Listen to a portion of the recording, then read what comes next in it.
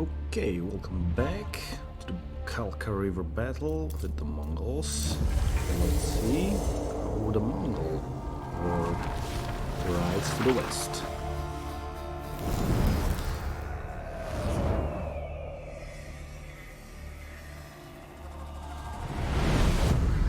From the vast reaches of the Mongolian steppe, an army of over 100,000 men swept aside all resistance, claiming territories that spanned continents.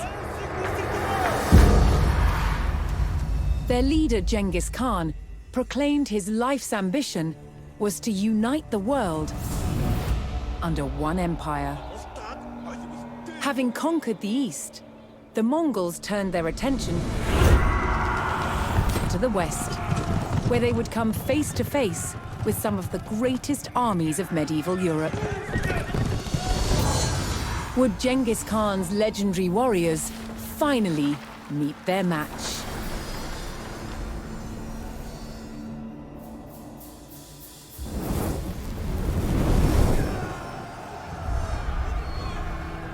By 1221, the Mongols had taken cities throughout Asia, generating vast amounts of tribute from those they conquered. The West, however, was still an untapped resource.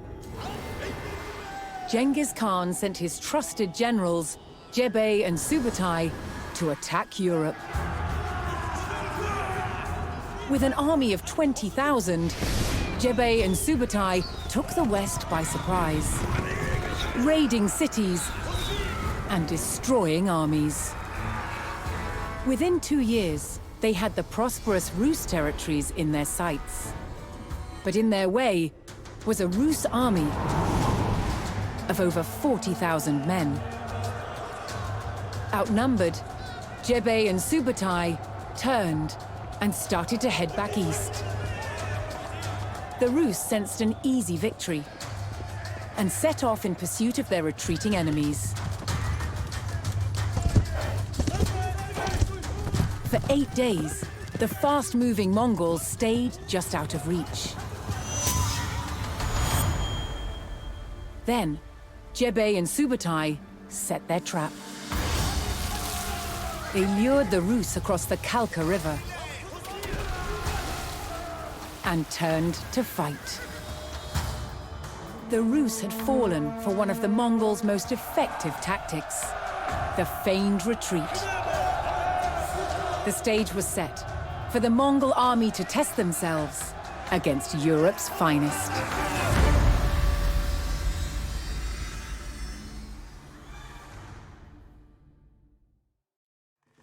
Alright, so let's test against the Rus. It's 1223. It's the best year to subscribe to this channel, so if you haven't done that already, now is a good time. Click that subscribe button.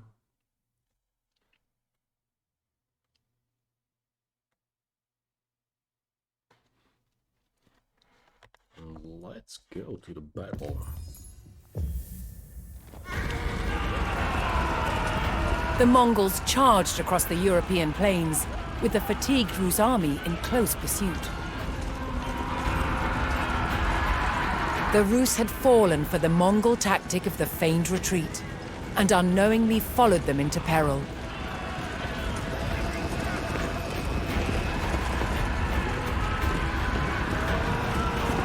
The Mongol general sprung his trap on the enemy scouts.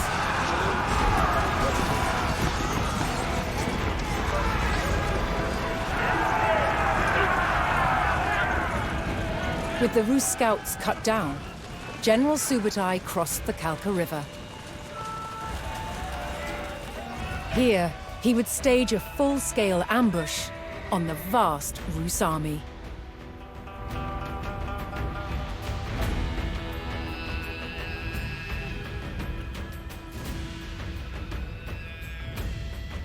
Subutai directed his warriors to split up and lie in wait for the enemy. Here.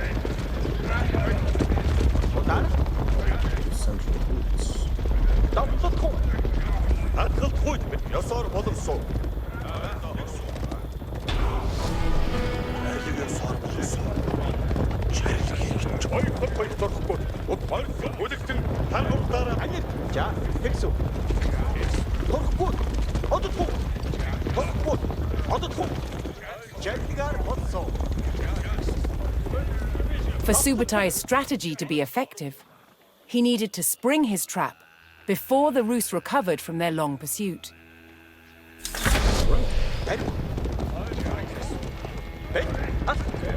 He sent his most fearsome Mangudai horse archers to draw the Rus quickly towards the ambush site. These highly skilled warriors could fire their bows rapidly while riding at speed.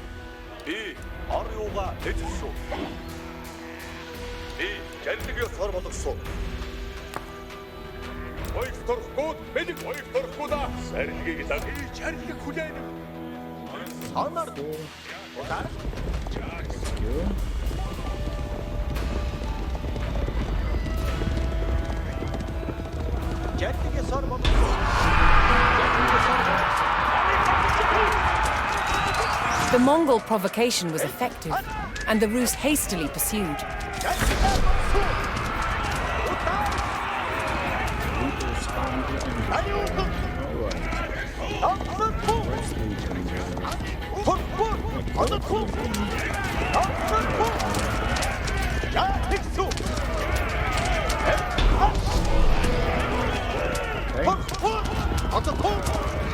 The Rus army had fallen for the feigned retreat and rode straight into the Mongol ambush. With the enemy surrounded, Subutai's battle-ready warriors descended from all sides.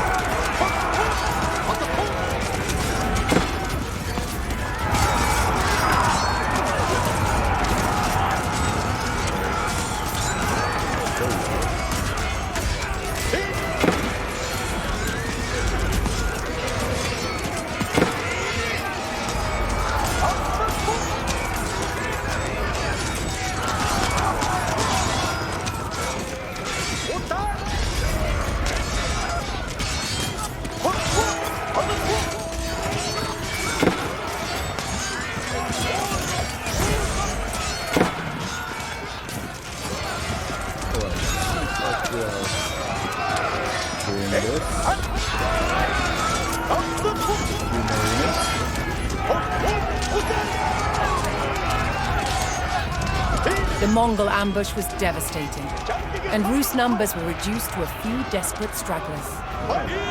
Seeing the fate of their comrades, the last Rus encircled themselves in a makeshift fort of baggage carts.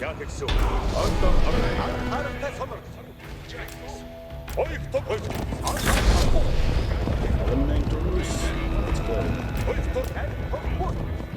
They are running lives. So the ambush worked. Good. Didn't have called the Mongol guys, so that's okay.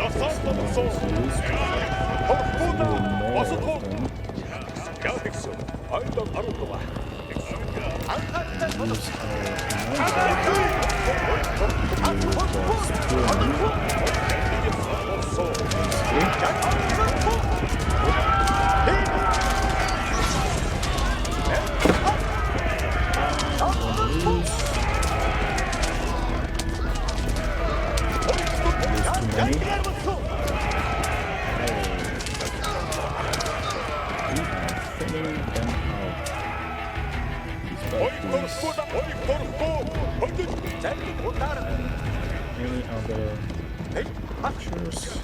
Simulated.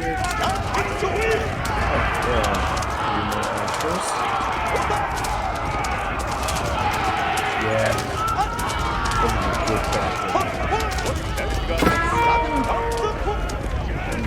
Unnecessary use.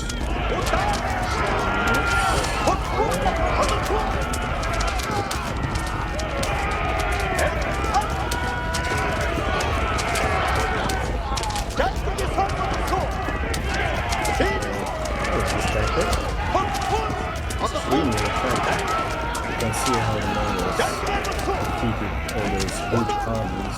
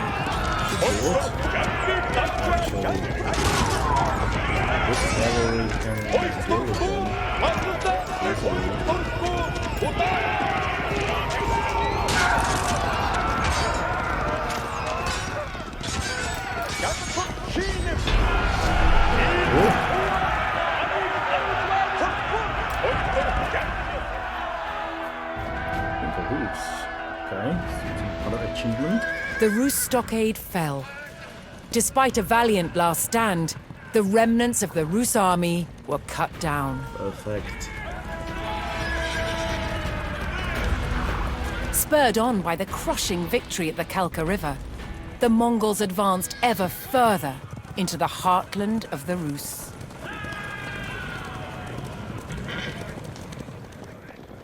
Right, so that was the first Mongol mission. If you liked it, please subscribe, leave a comment, and we're gonna watch the history video about, what is it? Drums and signal arrows.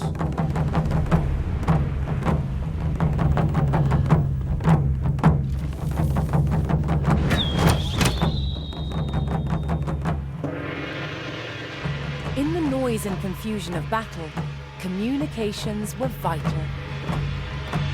One solution was the use of message arrows. Signal arrows could be used to send messages to your drone troops. Faster than a man, faster than a horse. It was the quickest way to communicate in the heat of battle. Whistling arrows were blunt, and most importantly, they announced their arrival. But they weren't just used to pass written messages. When shot in a volley, whistling arrows could be loud enough to signal to a small group of warriors, telling them both where and when to attack. On hearing the sound, they would gallop in and strike where the arrows landed. However, a much louder sound was required to sound the retreat or to communicate to the whole army. That was the job of the war drums. The Mongols also used gongs, and the combinations of drums and gongs gave the Mongols a wide array of signaling options. We do not know the exact rhythms they used, but basic commands could be conveyed with different percussive patterns.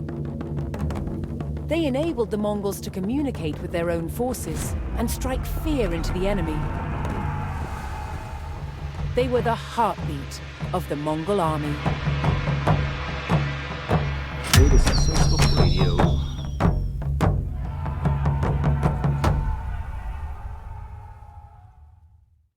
Okay, see you in the next one. Ciao.